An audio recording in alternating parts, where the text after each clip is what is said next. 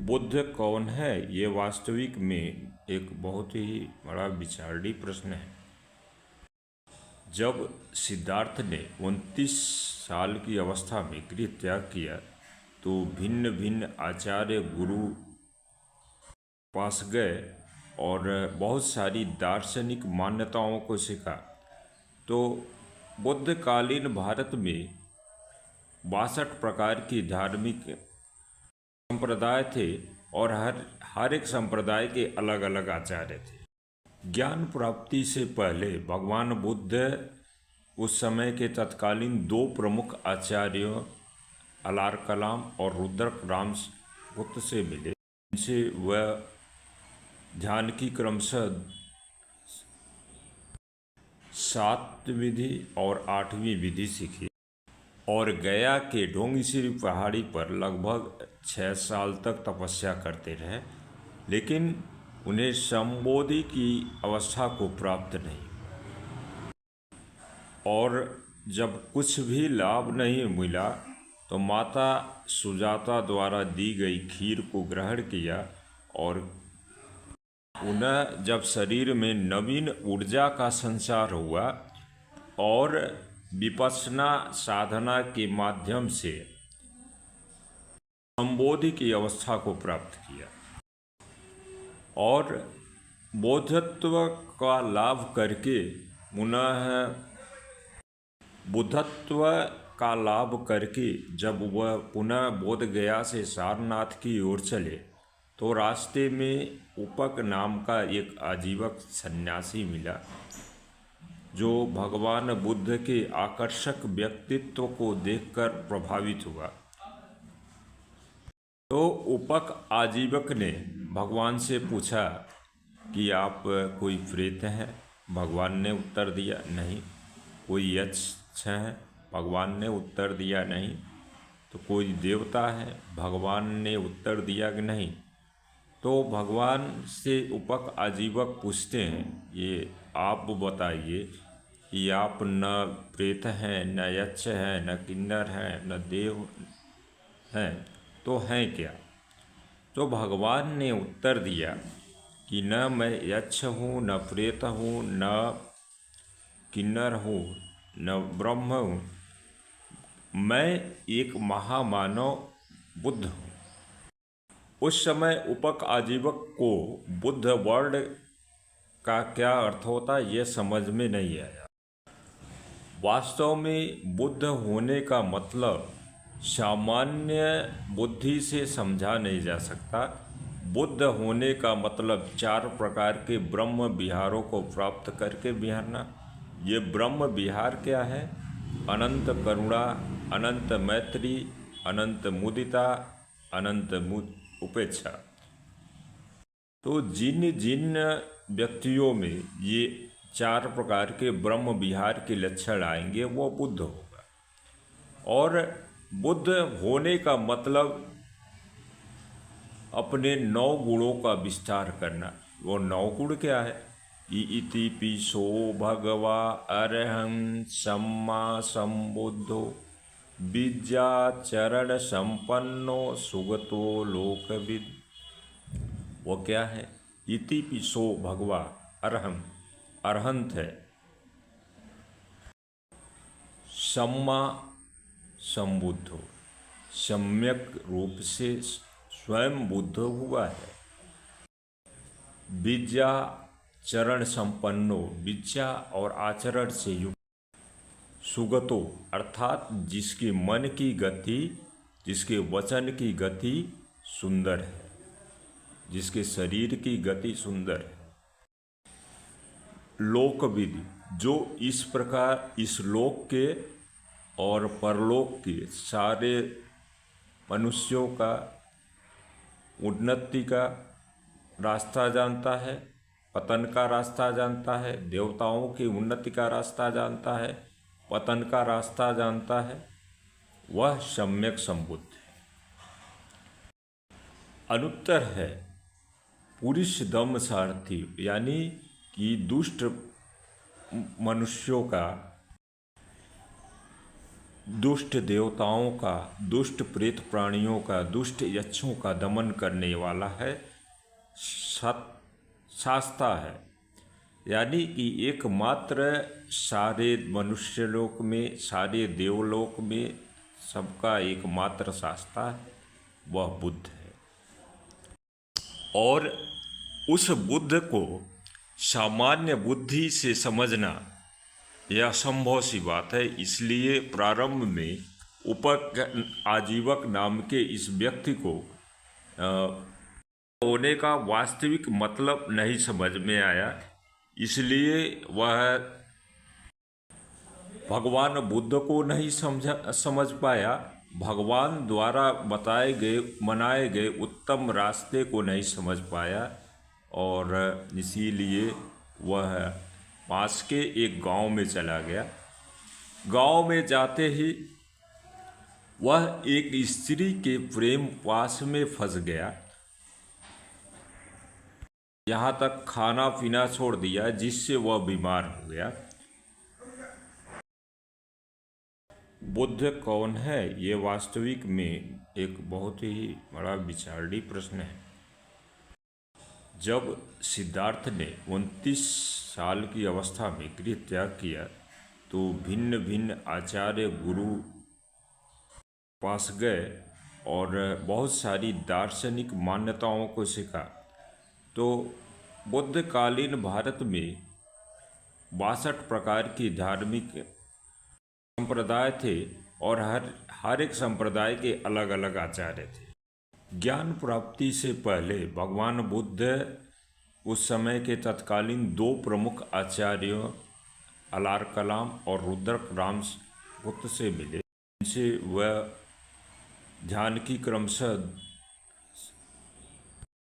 7वीं विधि और 8वीं विधि सीखी और गया के ढोंगीश्वरी पहाड़ी पर लगभग 6 साल तक तपस्या करते रहे, लेकिन उन्हें संबोधि की अवस्था को प्राप्त नहीं। और जब कुछ भी लाभ नहीं मिला तो माता सुजाता द्वारा दी गई खीर को ग्रहण किया और उन्हें जब शरीर में नवीन ऊर्जा का संचार हुआ और विपश्यना साधना के माध्यम से संबोधि की अवस्था को प्राप्त किया और बोधत्व का लाभ करके बुद्धत्व का लाभ करके जब वह पुनः बोध गया से सारनाथ की ओर चले तो रास्ते में उपक नाम का एक आजीवक सन्यासी मिला जो भगवान बुद्ध के आकर्षक व्यक्तित्व को देखकर प्रभावित हुआ। तो उपक आजीवक ने भगवान से पूछा कि आप कोई प्रेत हैं? भगवान ने उत्तर दिया नहीं। कोई यक्ष हैं? भगवान ने उत्तर दिया नहीं। तो कोई देवता है? भगवान ने उत्तर दिया कि नहीं। तो भगवान से उपक आजीवक पूछते हैं, ये आप बताइए कि आप न प्रेत हैं, न यक्ष हैं, न किन्नर हैं, न देव हैं, तो हैं क्या? तो भगवान ने उत्तर दिया कि न मैं यक्ष हूँ, न प्रेत हूँ, न किन्नर हूँ, न ब्रह्म हूँ, मैं एक महामानव बुद्ध हूँ। उस समय उपक आजीवक को बुद्ध वर्ड का क्या अर्थ होता यह समझ में नहीं आया। वास्तव में बुद्ध होने का मतलब सामान्य बुद्धि से समझा नहीं जा सकता। बुद्ध होने का मतलब 4 प्रकार के ब्रह्म विहारों को प्राप्त करके विहारना। ये ब्रह्म विहार क्या है? अनंत करुणा, अनंत मैत्री, अनंत मुदिता, अनंत उपेक्षा। तो जिन जिन व्यक्तियों में ये 4 प्रकार के ब्रह्म विहार के लक्षण आएंगे वो बुद्ध होगा। और बुद्ध होने का मतलब अपने 9 गुणों का विस्तार करना। वो 9 गुण क्या है? इति पिसो भगवा अरहं सम्मा संबुद्धो विद्या चरण संपन्नो सुगतो लोकविद। वो क्या है? इति पिसो भगवा अरहं, अरहंत है। सम्मा संबुद्धो, सम्यक रूप से स्वयं बुद्ध हुआ है। विद्या चरण संपन्नो, विद्या और आचरण से युक्त। सुगतो अर्थात जिसके मन की गति, जिसके वचन की गति सुंदर है, जिसके शरीर की गति सुंदर है।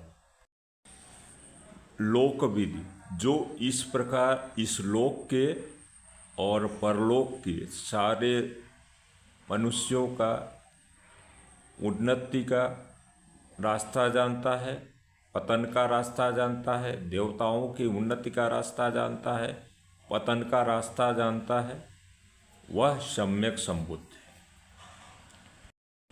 अनुत्तर है पुरुष दम सारथी, यानी कि दुष्ट मनुष्यों का, दुष्ट देवताओं का, दुष्ट प्रेत प्राणियों का, दुष्ट यक्षों का दमन करने वाला है, शास्ता है। यानी कि एकमात्र सारे मनुष्यलोक में, सारे देवलोक में सबका एकमात्र शास्ता है, वह बुद्ध है। और उस बुद्ध को सामान्य बुद्धि से समझना यह असंभव सी बात है। इसलिए प्रारंभ में उपक आजीवक नाम के इस व्यक्ति को होने का वास्तविक मतलब नहीं समझ में आया, इसलिए वह भगवान बुद्ध को नहीं समझ पाया, भगवान द्वारा बताए गए मनाए गए उत्तम रास्ते को नहीं समझ पाया, और इसीलिए वह पास के एक गांव में चला गया। गांव में जाते ही वह एक स्त्री के प्रेम पास में फंस गया, यहाँ तक खाना पीना छोड़ दिया, जिससे वह बीमार हो गया। जैसा कि भगवान ने बताया है कि एक पुरुष के चित्त को कोई वैसा नहीं बांध सकता जैसे स्त्री का चित्त। कोई पुरुष के चित्त को उस तरह से कोई नहीं बांध सकता जैसे एक स्त्री का रस। कोई पुरुष के चित्त को उस तरह से कोई नहीं बांध सकता कि जैसे स्त्री का शब्द। कोई पुरुष के चित्त को इस तरह से नहीं बांध सकता जैसे स्त्री का रूप। तो उपक आजीवक भी इन विषयों से अछूता न रह गया। स्त्री को देखते ही उसके रूप पास में बध गया, और साथ ही उसने खाना पीना छोड़ दिया और बिस्तर पकड़ लिया, जिससे उसका शरीर दिन ब दिन दुर्बल होता गया।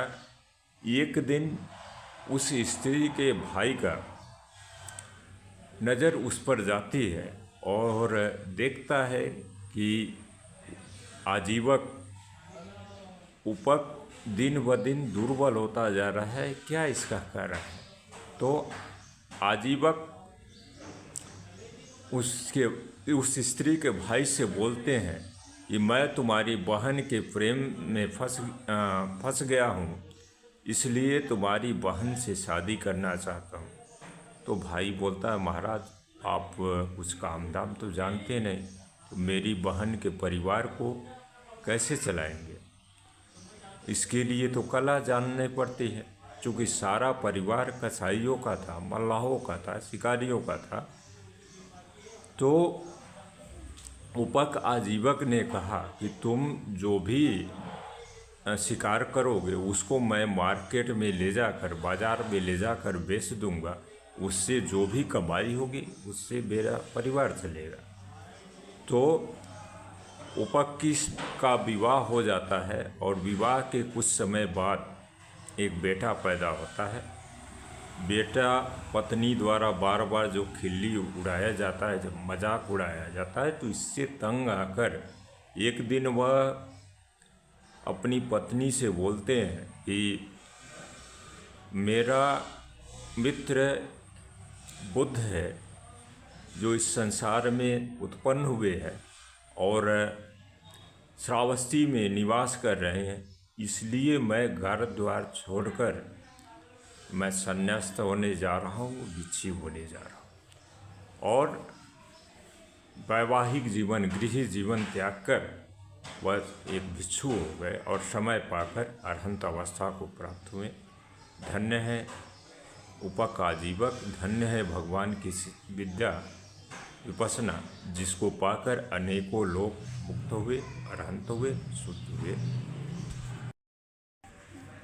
जैसा कि भगवान ने बताया है कि एक पुरुष के चित्त को कोई वैसा नहीं बांध सकता जैसे स्त्री का चित्त। कोई पुरुष के चित्त को उस तरह से कोई नहीं बांध सकता जैसे एक स्त्री का रस। कोई पुरुष के चित्त को उस तरह से कोई नहीं बांध सकता कि जैसे स्त्री का शब्द। कोई पुरुष के चित्त को इस तरह से नहीं बांध सकता जैसे स्त्री का रूप। तो उपक आजीवक भी इन विषयों से अछूता न रह गया। स्त्री को देखते ही उसके रूप पास में बध गया और साथ ही उसने खाना पीना छोड़ दिया और बिस्तर पकड़ लिया, जिससे उसका शरीर दिन ब दिन दुर्बल होता गया। एक दिन उस स्त्री के भाई का नज़र उस पर जाती है और देखता है कि आजीवक उपक दिन ब दिन दुर्बल होता जा रहा है, क्या इसका कारण है। तो आजीवक उस स्त्री के भाई से बोलते हैं कि मैं तुम्हारी बहन के प्रेम में फंस गया हूँ, इसलिए तुम्हारी बहन से शादी करना चाहता हूँ। तो भाई बोलता है, महाराज आप कुछ काम धाम तो जानते नहीं, तो मेरी बहन के परिवार को कैसे चलाएंगे। इसके लिए तो कला जाननी पड़ती है, क्योंकि सारा परिवार कसाईयों का था, मल्लाहों का था, शिकारियों का था। तो उपक आजीवक ने कहा कि तुम जो भी शिकार करोगे उसको मैं मार्केट में ले जाकर, बाज़ार में ले जाकर बेच दूंगा, उससे जो भी कमाई होगी उससे मेरा परिवार चलेगा। तो उपक का विवाह हो जाता है और विवाह के कुछ समय बाद एक बेटा पैदा होता है। बेटा पत्नी द्वारा बार बार जो खिल्ली उड़ाया जाता है, जब मजाक उड़ाया जाता है, तो इससे तंग आकर एक दिन वह अपनी पत्नी से बोलते हैं कि मेरा मित्र बुद्ध है जो इस संसार में उत्पन्न हुए हैं और श्रावस्ती में निवास कर रहे हैं, इसलिए मैं घर द्वार छोड़कर मैं संन्यास्त होने जा रहा हूँ, भिक्षु होने जा रहा हूँ। और वैवाहिक जीवन, गृह जीवन त्याग कर वह एक भिक्षु हो गए और समय पाकर अरहंत अवस्था को प्राप्त हुए। धन्य है उपक आजीवक, धन्य है भगवान की विद्या विपसना, जिसको पाकर अनेकों लोग मुक्त हुए, अरहंत हुए, शुद्ध हुए।